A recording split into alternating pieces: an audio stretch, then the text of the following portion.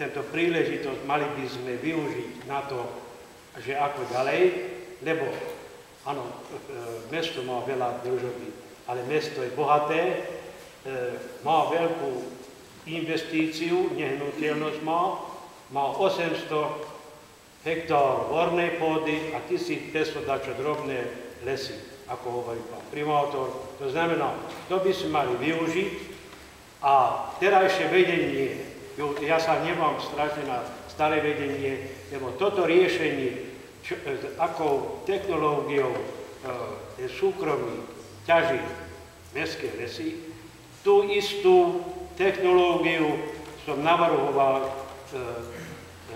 pred 8 rokmi. Založiť jednu SROčku vedľa technických služieb a tam dať poriadného človeka, aby mal vlohy aj na biznis, odbyt a nebolo treba žiadne sklady a všetko možné. Existuje na svete technológia, že priamo v lese dá sa vyrobiť dosky. Poďme sa totožňujem s tvojím stanoviskom, pretože pokiaľ viem, tak napríklad Tisovec má vlastné lesy.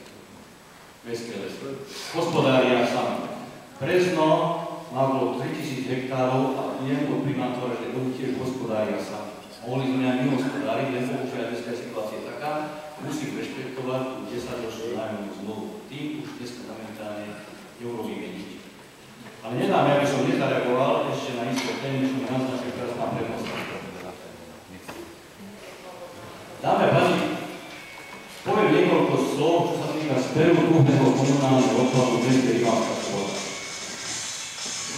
Nedá mi, aby som nepovedal, že pred 10 rokmi, možno už o niečo aj viac, sme predali zlatú sliepku, ktorá znášala zlaté vajíčko.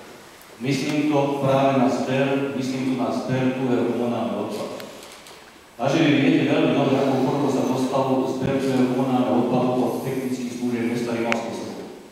Vy všetci veľmi dobre viete, že vtedajšie vedenie mesta založilo firmu Ecoris a presúdili komplet zber druhého komunálneho odpadu do firmy Ecoris SRO so 100% vlastníctvom mesta Rimavskej Soboty. Nasledovalo ďalšie kolo. Z firmy Ecoris dali 51% firme Brandner, 51% za to, že firma Brandner mala za povinnosť vybudovať skládku druhého komunálneho odpadu za 40 miliónov korún v Uzovskej Panici. Dodnes táto skládka nie je vybudovaná. Bývalé vedenie aj s poslancami mesta Rimavskej Soboty zrušili túto povinnosť firmy Brandner. Ja si dovolím povedať, darovali nemeckej rakúskej firme 40 miliónov korún za to, nemuseli vybudovať skládku druhého komunálneho odpadu. A prečo? Vozia tuhý komunálny odpad do Lučenca.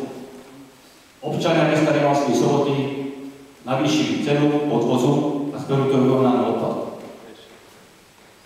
Nedáme aj to povedať, že v danom prípade firma Ecoris sa rozdelila tak 100% vlastnícky vztah, ktorý má mesto, dali 51% Brandneru, za to, ako som hovoril, 34% dali firme Tauris, to je nejaká spoločnosť bola, a mesto nechali 15%. Mesto malo predkúpne právo, keď Tauris ponúkol na naspäť 34%. Mesto toto predkúpne právo nevyužilo, súhlasilo s tým, že 34% získa firma Brandner.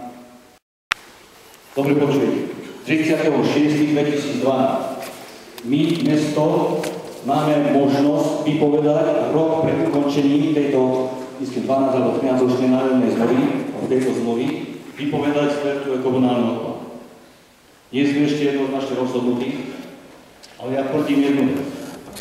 Nech zisky neunikajú z mesta Rimavskej Soboty, poviem to drzo otvorene za to. Vrátime to späť do rúk občanov mesta Rimavskej Soboty a zber komunálneho odpadu budeme zabezpečovať my, občania, za pomoci našich motorových vozidiel na skládku, ktorú už v podstate mám predejenú.